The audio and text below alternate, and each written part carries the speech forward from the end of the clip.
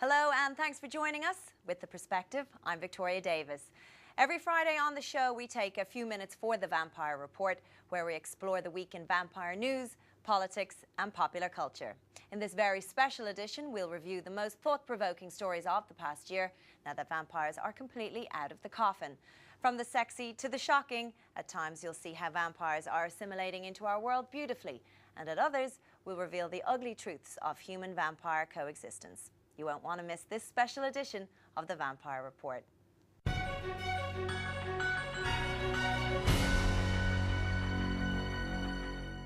When vampires first made the jump from imagination to reality, everyone was curious to see how they'd acclimate. However, in my view, what's been more impressive is how humans have so openly incorporated vampires into our own lives. Nothing demonstrates this better than our first video. We have a clip from the premiere episode of The LES, network television's first primetime drama featuring a vampire as a principal character. Hold on to your hats, my friends, because this historic program comes to you in the form of, you guessed it, a teen soap opera. And it goes a little something like this.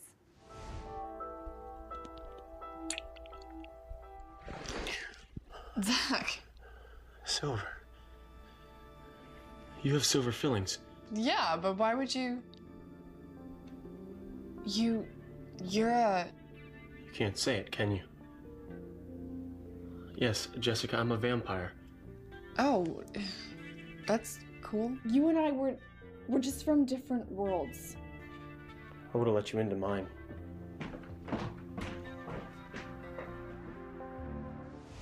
The LES was rushed into production early last fall once the studio execs determined that being the first vampire show on the air would be a potential ratings bonanza.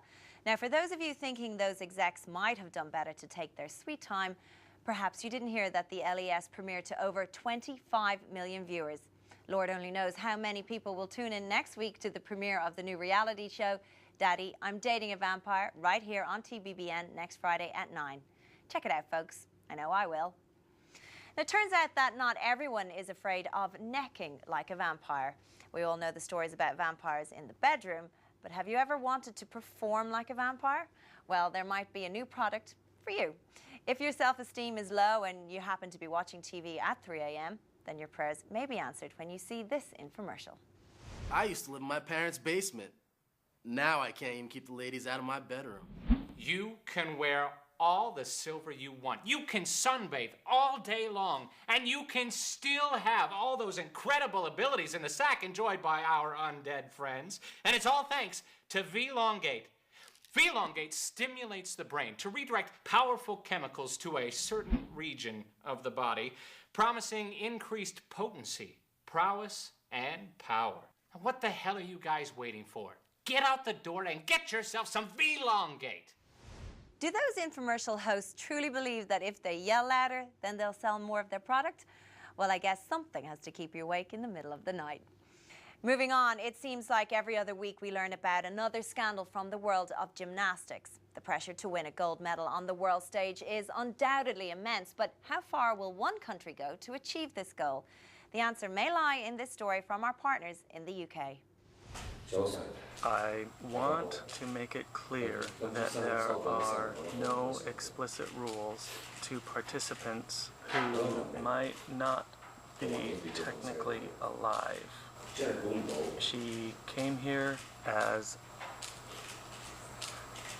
an athlete, not as a vampire. What we do know is that the video clip aired late last night and has since dominated the talks and speculations at the World Village campus. The report you've just seen raises a lot of questions about the perception of vampires. Yes, it does seem like the national team tried to pull a fast one by entering a vampire into a competition between humans. However, if vampires are to become true citizens in their respective countries, shouldn't they be allowed to proudly represent their nation? After all, many vampires have been living in your country for longer than you have. Now, if you've been watching this show for any length of time, you'll know that I just love stupid criminal videos. This nice lady was supposed to be an easy mark for her would-be attacker, but little did her mugger know that in the middle of this ATM withdrawal, he would end up being deposited as a clip on our show.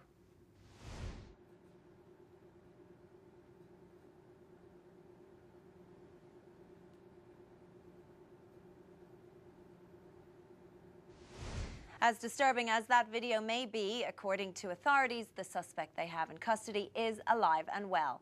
They have, however, been unable to locate his victim. Or was she his assailant? Coming up after the break, a surprising arrest in a 150-year-old murder investigation. The government stands up against V. And can vampires fly? Well, we'll show you some home video footage that will have you on the edge of your seat. We'll be right back. I can't believe all the hot guys here. The dark-haired one has been checking you out since we walked in. Does it hurt when they bite? Not bad. So worth it. Damn it. Lost your phone? No, my Hep D card. You've been tested, right? Yeah, of course. Marcy, this is important. Why? Hep D doesn't do anything to humans. You're not planning on sleeping with a human. Hep D can make vampires really sick. Maybe even kill them. It's not worth the risk. Besides, making them wait only gets them hotter.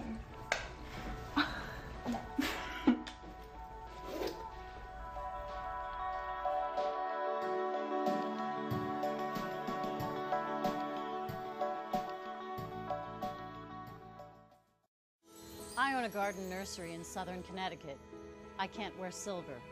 I'm a short order cook in New York City. I'm cold to human touch. I teach night school in Washington, D.C. In the daytime, I sleep in a hole in my backyard. And I run a horse ranch in northern Montana. Sunlight turns me to ash. But let me ask you something. Does that make me scary? Does any way you heard so far make any of us scary? Well, it shouldn't. Because at the end of the day, we're all just like you. Whether you're a human American or vampire American, it's time to accept the truth. We're all American, and that's all that matters. My name is Wesley Tisdale. I'm a vampire, and I'm American. I'm American. I'm American. I'm American. I'm American. And I'm American. Accept the truth. Vampires are Americans. Paid for by the American Vampire League. Welcome back. We've looked at how vampires have made their way in our world, and as we'll see, the effects have not always been positive. We still have a lot to learn about vampires, and in turn, they have taught us that we, as humans, also have a lot to learn about ourselves. First, I'd like to draw your attention to a disturbing phenomenon that's occurring across this country. Homemade murals of anti-vampire sentiment are going up in increasing numbers, and it's happening in all regions of the nation. These are a few examples which were posted on the website for the American Vampire League. Now, these messages are obviously expressing the thoughts of a select minority in America, but at what point does free speech become hate speech? As we see here, it can be a thin line between expressing one's independence and their bigotry. The fact that these images are a public sign of open aggression towards vampires startles me the most. So you have to ask yourself a scary question. How far do these messages have to go before vampires decide to stand up for themselves? And if they finally do, how does the justice system punish a vampire within reason? Earlier this month, the country was stunned by the arrest of Paul Nessing on the suspicion of first-degree murder. By all accounts, Mr. Nessing was a quiet, respectful neighbour who mostly kept to himself and never had a bad word to say about anyone. On the surface, there's nothing particularly unusual about this story. That is, of course, until you realise that Mr. Nessing is a vampire and that the murder took place in 1857. Police recently made an arrest in an unsolved murder committed over 150 years ago. Whitley Sims, a daughter of a wealthy southern landowner, was found murdered on July 18, 1857, her body drained of blood and 2 puncture wounds in her neck. One eyewitness provided the local constable with a sketch he made of a man seen with her just prior to her death. It led to no arrest at the time, but has now led police to suspect this man, Paul Nessing, a vampire. If formally charged at 278, Mr. Nessing would become the oldest person ever to stand trial for murder. The implications of Mr. Nessing's arrest have stirred up somewhat of a frenzy among legal scholars nationwide. While it's clear that no state in the US has any statute of limitations on murder, what is less certain is what to do with Mr. Nessing should he be convicted. To put it plainly, what are the implications of life in prison for a vampire? If we presume the commonly held belief that vampires do not die of old age, then perhaps the defence has a point when it claims that a life sentence would constitute cruel and unusual punishment. And now I'd like to take a moment to discuss something that's affecting a growing number of Americans, the addiction to vampire blood, also known as V. Very little is understood about how it affects the human body, but one thing is for certain: V's addictive properties are formidable and, to many, overpowering. Recreational use can and often does lead quickly to dependence, and what's more, the vampires who provide this black market blood often do so unwillingly at the hands of vicious human drainers. Recently, the government premiered this public service announcement aimed at scaring kids sober and away from V. I started spending everything I had on V. I stole, I lied. Still wasn't enough. I started letting vampires feed on me for a single drop of their blood. Sometimes more than one at a time. And then I got Hep D, and they wouldn't even do that. They say being addicted to V can kill you. Maybe. Some of us aren't that lucky. Over the past 6 months, the estimated number of people who've experimented with V in this country has more than doubled.